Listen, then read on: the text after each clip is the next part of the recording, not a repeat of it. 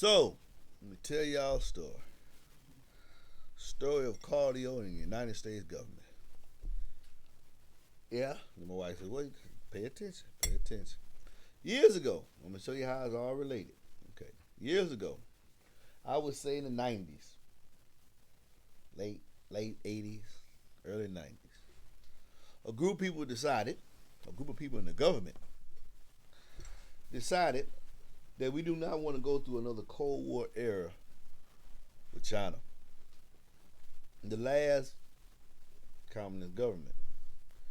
We're not gonna have the standoff like we did with Russia when it was the USSR. Now it's just Russia. So all those companies have disbanded. So they decided one way that we can not come in odds with them is if we had a shared common interest. Every government has to have commerce. At that time, late 80s, from 80s and the 90s, America was prominent in technology. Our economy was booming. We vastly exceeded the GDP of China. So how do we change their mindset and show them the benefits of our economy and our governmental structure? Well, these people, mainly one party, but now it's a little bit of both, decided that we would employ, since they had a higher impoverished population that didn't live the quality of life that the average American did. What if we made our companies in America employ Chinese workers in making their products, showing our willingness to work with them, but this, and we can have like a partnership, a symbology. We sell it here, we make it there. We can make it there far cheaper because they have a large population that does not live the quality of life that Americans do. And in return for the business owners that we do here that do this, well, they get a large profit. Made sense because the CIA probably stepped in and said, yeah. And if we can make those people empower the middle class by bringing American jobs that Americans would have there, maybe we can overthrow their ideology and their governmental structure. Maybe we can defeat communism from within. This is during the time Tiananmen Square and all that stuff was happening for you young guys. So, a lot of jobs, a lot of manufacturing went overseas. Steel went overseas. Yeah, steel manufacturing went overseas. Uh, all manufacturing in the end, TVs. I mean, we used to have Zenith, RCA. We had a lot of manufacturing of American. The world coveted America, made in the USA, because of this technology that we invented, and then we manufactured and dispensed it to the world. Well, these group of people in Washington, on both sides, and first it was primarily one party. Now we see both of these parties in bed with each other for profits, and a lot of stuff is made in China. The population in China has barely quality of life since all the manufacturing went over there. Cities have grown. Their GDP, their GDP, if it is not equal, it will soon surpass America's GDP. They have a greater population. See, the flaw in that idea was number one, China has 1 billion people. America has a third of that. So the working population, the manufacturing, the working sector of the United States, if you go by a third, it's about 100 million. Well, the working population of China, if you go by a third, would be 300 million.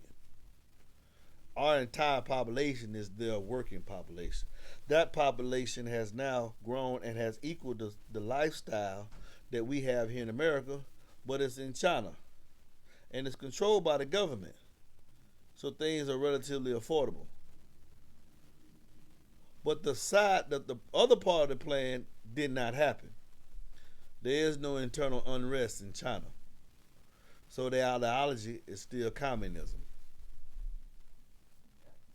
My wife laughing. Their ideology is still communism. 30 years. The surplus and the money that we had in America has now shifted to China. Their entire working population is about 300 million, which equals our entire population. Why you don't count the other 2/3? Because 2/3 can't work because their children haven't been trained yet, and the other third is old and elderly. But the mindset of the Chinese has not changed. Communism, the government is still intact, and because of us increasing its monetary coffers, it is viewed by the citizens as a stellar form of government. There is no unrest in China. There's no turmoil in China.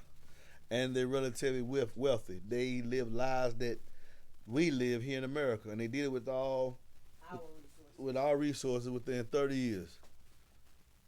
Within 30 years, they live the same quality of life. They have a middle class. They have roads, highways, malls. Where 30 to 50 years ago, people had dirt roads outside the city, riding around in carts and horses. I'm talking about millions of people. The Communist Party had a stranglehold on the populace. And if it would have stayed as it was, if we wouldn't have volunteered trying to help bring them into the modern world, the populace would, in my opinion, rebelled and toppled communism from within. America would have still been strong. All our jobs would have been here, our innovation, our technology, all that would have been right here. But we flipped it because of these geniuses. They decided we're going to cause unrest, and they're going to see how they can live the life in America. We give them jobs and employ them, and that didn't happen. So now, China, everything is made in China. We saw what happened during COVID. They control even our healthcare with masks. Absolutely. Remember that? And they're also doing it with every industry that operates here in America. Parts for automobiles on back order, 10, 11, 12 months. Cardio parts. Kicker has been waiting forever for the release of some of their products, like the Warhol amps, because it's made in China. They have every major corporation in America under their thumb. Because every manufacturing sector in China is under governmental supervision. They don't have the freedoms we have. So the Americans and these geniuses have put our entire way of life. They put our GDP underneath a communist thumb. They law of supply and demand. They the supply. We can dictate the demand by the supply. We can control your economy from afar because you make everything here.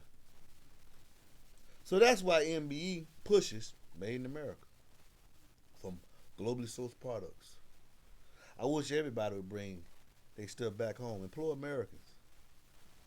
That's what getting America back strong. I don't want to say the words. I won't get political. But that's what it means being. That's what's happening. It's even affecting my industry. My beloved cardio.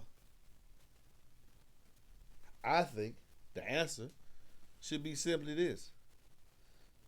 Governments that are like-minded should engage in commerce. We could get the manufacturing in Mexico.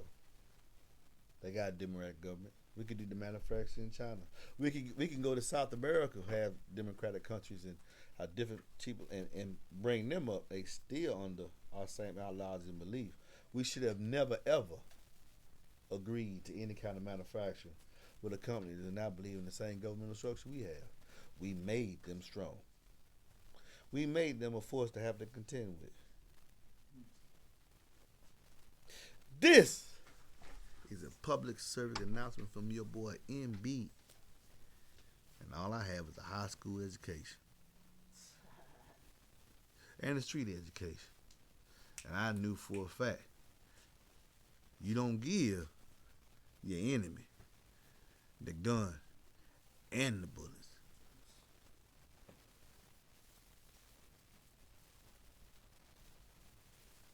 Peace.